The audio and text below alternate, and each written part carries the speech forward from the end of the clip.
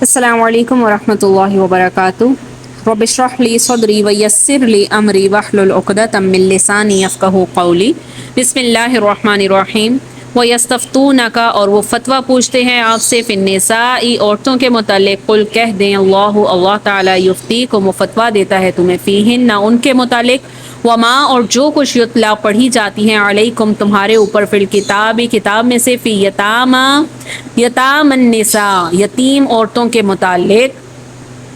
اللاتی، وہ جو، لا تؤتوہن، نہیں دیتے تم ان کو، ماں جو، کتبہ، لکھا گیا، لہن، ان کے لیے، وترغبون، اور رغبت کرتے ہو، ان، یہ کہ تنکحوہن، کہ نکاح کر لو ان سے، والمستضعفین من البلدان، اور بیچ ناتوانوں کے لڑکوں سے، وان، اور یہ کہ تقوموا، تم قائم کرو، تم قائم رہو، لیلیتامى، یتیموں کے لیے، بالقسط، انصاف کے ساتھ، وما تفعلوا، اور جو تم کرو گے، من خیرن، بھلائی میں سے، فإن اللہ، پس بے شک اللہ، کان، ہے، بھی، ساتھ اس کے، علیمن، اسے جاننے والا ہے۔ استفتونک، وہ آپ سے عورتوں کے متعلق حکم دریافت کرتے ہیں، آپ کہہ دیں کہ خود اللہ ان کے بارے میں حکم دے رہا ہے، قل اللہ یفتیکم فیہن، نہ کہ خود اللہ ان کے متعلق حکم دے رہا ہے، وما یتلی علیکم فی الکتاب فی یتام النساء اللاتی لا تؤتونہن ما کتب لہن، انہیں اپنے نکاح میں لانے کی رغبت رکھتے ہو، آپ کہہ دیں کہ خود اللہ ان کے بارے میں حکم دے رہا ہے، اور قرآن کی وہ آیتیں جو تم پر یتیم لڑکیوں کے بارے میں پڑھی جاتی ہیں، جنہیں ان کا مقرر حق نہیں دیتے، اور انہیں اپنے نکاح میں لانے کی رغبت رکھتے ہو، اور کمزور بچوں کے بارے میں، اور اس بارے میں کہ یتیموں کی کارگزاری کرو، انصاف کے ساتھ کرو، جو تم نیک کام کرو گے، بے شک اللہ تعالیٰ اسے جان لے گا۔ آیت میں کیا کہا جا رہا ہے؟ یتیم لڑکیوں کے بارے میں جو احکام پہلے بھی بیان ہو چکے ہیں سورہ نساء کے شروع میں، تو اس آیت کا اس آیت سے بڑا گہرا تعلق ہے۔ ہوتا یہ تھا کہ یتیم لڑکیوں کے جو سرپرست تھے، ان سے نکاح کرنے کے سلسلے میں کئی طرح کی بے انصافیوں کا ارتکاب کرتے تھے، جن کی تفصیل جو ہے ہم تیسری آیت میں پڑھ چکے ہیں سورہ نساء کی، اور ان بے انصافیوں سے بچنے کی خاطر ہی ایسی یتیم لڑکیوں کے سرپرستوں نے یہ محتاط رویہ اختیار کر لیا کہ ان سے نکاح کرنا ہی چھوڑ دیا تھا، تاکہ ان سے ان یتیم لڑکیوں کے حق میں کوئی ناانصافی نہ ہو جائے۔ لیکن اس طرح بھی بعض دفعہ نقصان کی صورت پیش آ جاتی تھی، اور وہ یہ تھے کہ جس قدر بہتر سلوک ان کے سرپرست ان سے نکاح کرنے میں کر سکتے ہیں، غیروں کے ساتھ نکاح کرنے سے وہ ویسا تو بہتر سلوک ان سے نہیں ہو سکتا نا، ویسا میسر نہیں آ سکتا بعض اوقات، اور بعض اوقات زندگی پھر تلخ بھی ہو جاتی ہے۔ تو اس آیت کے ذریعے اولیاء کو ان کے زیر کفالت جو یتیم لڑکیاں ہیں ان سے نکاح کی اجازت دی گئی ہے، مگر اس شرط کے ساتھ کہ ایک تو ان کے مہر میں کمی نہ کرو، اور دوسرا جو کچھ تم دے دو یعنی عطا کر دو، ان کے جو دوسرے حقوق وراثت ہیں انہیں بھی ادا کرو۔ اور بعض مفسرین نے اس آیت سے یتیم بچیوں کی وراثت میں حصہ مراد دیا، یعنی جس کے احکام پہلے بھی ہم پڑھ چکے ہیں۔ دور جاہلیت کا دستور یہی تھا کہ نہ میت کی بیوی کو وراثت سے کچھ حصہ دیتے تھے، اور نہ یتیم لڑکیوں کو، بلکہ وراثت کے حقدار صرف وہ لڑکے سمجھے جاتے تھے جو لڑائی کرنے اور انتقام لینے کے قابل ہوتے تھے۔ تو اس آیت کی روح سے بیوہ، یتیم لڑکیوں کے علاوہ چھوٹے بچوں کی وراثت کا بھی ان کو حقدار بنایا جا رہا ہے، یعنی ایسے یتیم بچے جو ان کے ولی کے زیر کفالت ہیں، ان کے حقوق بھی انہیں پورے ادا کرو، ان سے کسی طرح کی ناانصافی نہ کرو۔ یتیموں سے حسن سلوک کے سلسلے میں ہم پہلے بھی پڑھ چکے ہیں۔ آگے دیکھیے، وَإِنْ، اور اگر، امرأۃ، ایک عورت، خافت، کہ وہ ڈرے، مِن بَعْلِهَا، اپنے خاوند سے، نشوزن، لڑائی، او اعراضن، یا منہ پھیرنے کا اسے خدشہ ہو، اسے اس بات کا ڈر ہو، فلا جناح، تو کوئی گناہ نہیں ہے، علیہما، ان دونوں پر، ان یصلحا، کہ وہ صلح کر لیں، بینہما، آپس میں، صلحن، ایک کوئی کسی معاہدے پر صلح کر لے رہا، والصلح خیر، اور صلح جو ہے یہ بہتر چیز ہے، واحضرت الانفس، اور حاضر کی گئی ہے جانیں، شح، بخیلی پر، اور طبیعتیں تو بخل کی طرف کیا ہوتی ہیں، مائل ہوتی ہیں، وَإِن تحسنوا، اور اگر احسان کرو، وتتقوا، اور پرہیزگاری کرو، فإن اللہ، پس بے شک اللہ، کان بما تعملون خبیر، اور جو تم عمل کرو گے اسے جان لے گا۔ اس آیت کی تفسیر میں دو احادیث آتی ہیں. ایک تو یہ کہ حضرت عائشہ رضی اللہ عنہ اس آیت کا مطلب یہ بیان کرتی ہیں کہ ایک شخص کے پاس عورت ہے جس سے وہ کوئی میل جول نہیں رکھتا، اسے چھوڑ دینا چاہتا ہے، اور عورت کہے کہ اچھا اگر میں تمہیں اپنی باری یا نان و نفقہ معاف کر دوں لیکن تم مجھے طلاق نہ دینا. تو اس متعلق اس باب میں یہ آیت اتری ہے. تو اس کے متعلق ایک اور حدیث ہے. سیدنا ابن عباس رضی اللہ عنہ فرماتے ہیں کہ سیدہ سودا رضی اللہ عنہ کو اندیشہ ہوا، انہیں ڈر ہوا کہ رسول اللہ صلی اللہ علیہ وسلم انہیں طلاق ہی نہ دے دیں، کیونکہ وہ عمر میں ان سے بوڑھی تھیں اور بڑی عمر کی تھیں. تو انہوں نے رسول اللہ صلی اللہ علیہ وسلم سے کہا کہ مجھے طلاق نہ دیں، اپنے پاس ہی مجھے رہنے دیں، اور میں اپنی باری جو ہے وہ حضرت عائشہ رضی اللہ عنہ کو دے دیتی ہوں. کیونکہ رسول اللہ صلی اللہ علیہ وسلم کی جتنی بھی ازواج مطہرات تھیں، ہر بیوی کا ایک دن مقرر تھا، ان کی باری مقرر تھی کہ ان کے پاس رسول اللہ صلی اللہ علیہ وسلم جایا کرتے تھے. تو حضرت سودا رضی اللہ عنہ نے کہا کہ مجھے طلاق نہ دیں، مجھے اپنے پاس ہی رہنے دیں، اور میں اپنی باری عائشہ رضی اللہ عنہ کو دے دیتی ہوں. تو اس وقت رسول اللہ صلی اللہ علیہ وسلم نے ایسا ہی کیا. اس وقت یہ آیت بھی نازل ہوئی کہ اگر میاں بیوی جس شرط پر بھی صلح کر لیں وہ جائز ہے. تو یہاں پر یہ جو بات آئی ہے نا کہ لالچ کے متعلق وَأُحْضِرَتِ الْأَنفُسُ الشُّحَّ، اور طبیعتیں تو بخل کی طرف مائل ہوتی ہیں. تو یہاں لالچ سے مراد صرف مال و دولت کا لالچ نہیں ہے، بلکہ اس میں وہ تمام چیزیں شامل ہیں جو نفس کو بھلی لگتی ہیں. یعنی اگر عورت اپنے خاوند کی پسند کی ہے تو وہ مرد کا دل اس کی طرف نرم ہو جائے گا، تو اس کے لیے صلح کے امکانات روشن ہو جائیں گے. ٹھیک ہے، اگر عورت خاوند کی پسند کو ملحوظ خاطر رکھے گی تو اسی صورت میں مرد کا دل مائل ہوگا. تو طبیعتیں بخل کی طرف مائل ہوتی ہیں، یعنی جو نفس کو شے بھاتی ہے اسی پر ہی انسان نرم بھی ہو جاتا ہے. یعنی اگر تم بغیر کسی لالچ کے بھی اللہ سے ڈر کر اپنی بیوی سے بہترین سلوک کرو اور احسان کرو تو اللہ تعالیٰ تمہارے اعمال سے باخبر ہے. ولن، اور ہرگز نہیں، تستطیعوا، تم کر سکو گے، ان یہ کہ تعدلوا، کہ تم عدل کرو، بین النساء، عورتوں میں، ولو، اور اگرچہ حرصتم، حرص کرو تم، فلا تمیلوا، تو پس مت جھک جاؤ تم، کل میلن، تمام تر جھک جانا، فتذروها، تو پس چھوڑ دو انہیں، کل معلقہ، جیسے لٹکی ہوئی. وَإِنْ، اگر تُصْلِحُوا، تم صلح کر لو، وَتَتَّقُوا، اور تم تقوی اختیار کر لو، فَإِنَّ اللَّهَ، تو پس بے شک اللہ، کان غفور الرحیم، بخشنے والا مہربان ہے.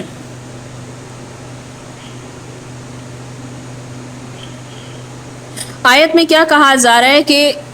ایک مثال کے طور پر ایک بیوی ہے، جوان ہے، اور دوسری بیوی ہے جو بوڑھی ہے. ایک خوبصورت ہے، دوسری جو ہے وہ بدصورت ہے. یا ایک کنواری عورت سے اس نے شادی کی اور دوسرا جو ہے وہ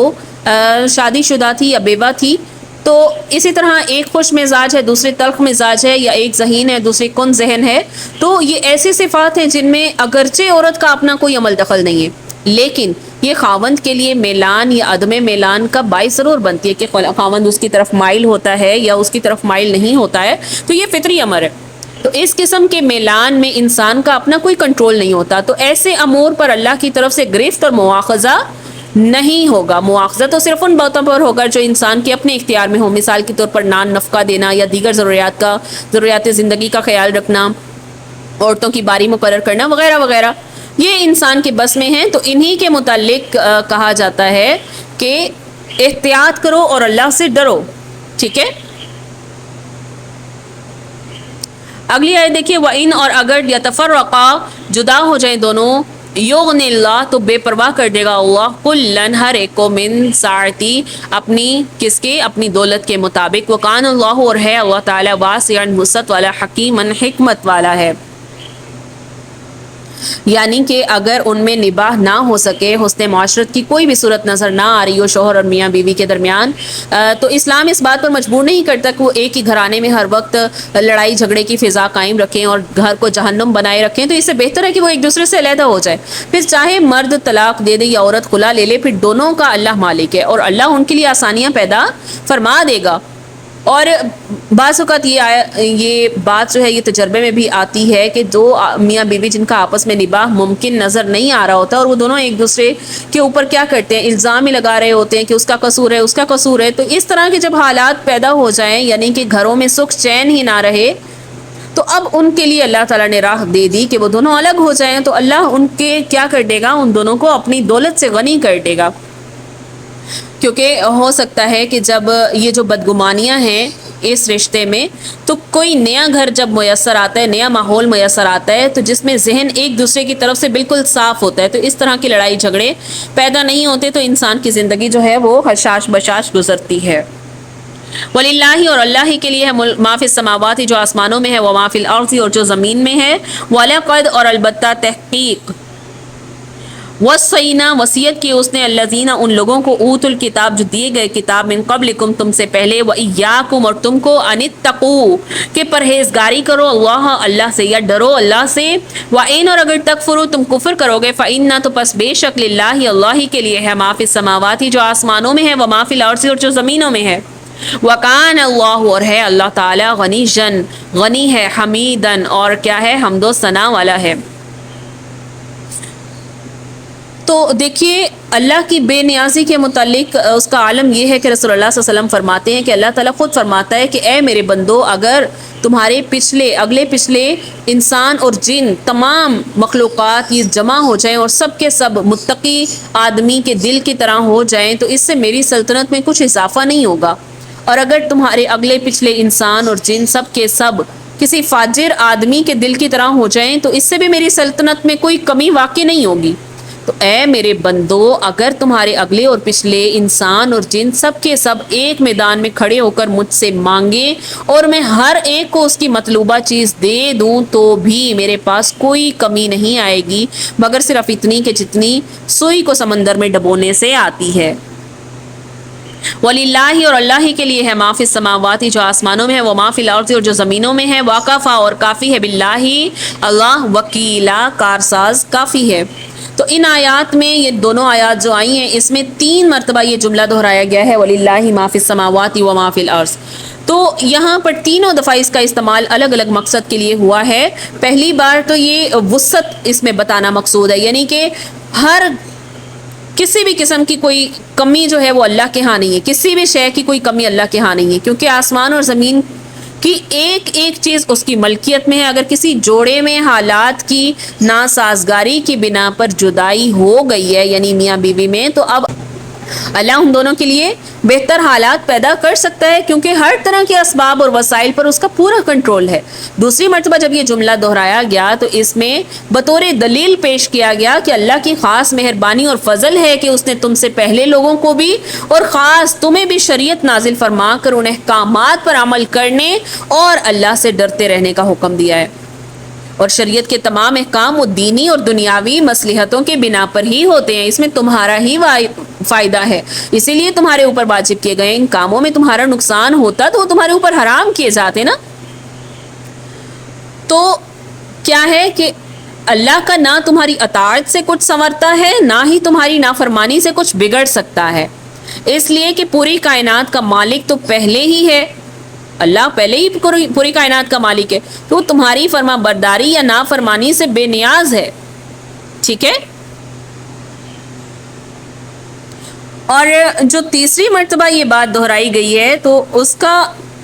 اگلی آیت دیکھیے نا، اس کے ترجمے کے ساتھ میں بتاتی ہوں۔ ان اگر یشاء یذہبکم چاہیے کہ لے جائے تمہیں، ایھا الناس اے لوگو،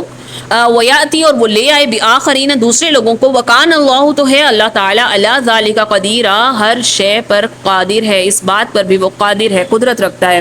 تیسری مرتبہ جو یہ جملہ دہرایا گیا تھا، وَلِلَّهِ مَا فِي السَّمَاوَاتِ وَمَا فِي الْأَرْضِ وَكَفَى بِاللَّهِ وَكِيلًا، تو اس کا جو مسلمانوں کے جو مستقبل کے حالات ہیں وہ یہاں مراد لیے جا رہے ہیں کہ اے مسلمانوں، اگر تم اللہ کی نافرمانی کرو گے اور اس کے کاموں کا انحصار جو ہے، تو اس کے سارے اللہ کے تمام کاموں کا انحصار تم پر نہیں ہے، وہ ایسا کرنے کی پوری قدرت رکھتا ہے کہ اس صورت میں کوئی اور قوم آگے لے آئے اور اس کے ہاتھ سے تمہیں پٹوا کر پیچھے دھکیل دی۔ جیسے یہود اللہ کی نافرمانیاں کرتے تھے، بدکرداریاں کرتے تھے، تو اللہ تعالیٰ نے عیسائیوں کے ہاتھوں انہیں مات دی اور ان کو پیچھے دھکیل دیا رتبے کے لحاظ سے۔ تو اب اگر تمہارے ہاتھوں سے اگر کوئی اللہ کی دین کی کیا ہوتی ہے، نافرمانی ہوتی ہے، اللہ کے احکامات کی نافرمانی ہوتی ہے، یا اگر تم اللہ کے احکامات کو جاری نہیں رکھ سکتے، تو یہ اللہ کے لیے بالکل ناممکن نہیں ہے کہ وہ تمہارے بدلے کوئی بہتر امت کو لے آئے جو اس کی فرما بردار بن کر رہے۔ تو اس لیے کیا ہے کہ اللہ کو تو اپنے دین کی سربلندی چاہیے، تو جو لوگ بھی اللہ کے اس مشن کو جاری رکھنے کے قابل ہوں گے اللہ ان کو آگے لے آئے گا۔ تو اس لیے بہتر ہے کہ تم اللہ کے لیے فرما بردار بن کے رہو۔ مان کان یرید، مان جو کان ہے، یرید چاہتا ہے ثواب دنیا، دنیا کا ثواب چاہتا ہے، فعند اللہ تو اللہ کے نزدیک ہے ثواب دنیا، دنیا کا ثواب، والآخرہ اور آخرت کا، وکان اللہ اور ہے اللہ تعالی سمیعا بصیرا سننے والا اور دیکھنے والا ہے، یعنی اللہ کے ہاں تو سب کچھ موجود ہے۔ اب یہ ہر انسان کا اپنا اپنا ظرف ہے، اگر وہ دنیا کے فائدے ہی چاہتا ہے اور دنیا میں ہی مگن ہو گیا ہے تو اسے دنیا کے فائدے حاصل ہو جائیں گے، اور جو آخرت کی بھلائی بھی چاہتا ہے تو اسے یقیناً آخرت میں اجر و ثواب ملے گا۔ اس کے علاوہ دنیا کے فائدوں میں سے بھی جو کچھ اس کے مقدر میں ہوگا مل کر ہی رہے گا۔ ٹھیک ہے، تو امید ہے اس کی سمجھ آ گئی ہوگی۔ کوئی بھی سوال ہو تو انشاءاللہ گروپ میں پوچھ لیجیے گا۔ سبحانک اللہم و بحمدک، نشہد ان لا الہ الا انت، نستغفرک و نتوب الیک۔ السلام علیکم ورحمۃ اللہ وبرکاتہ۔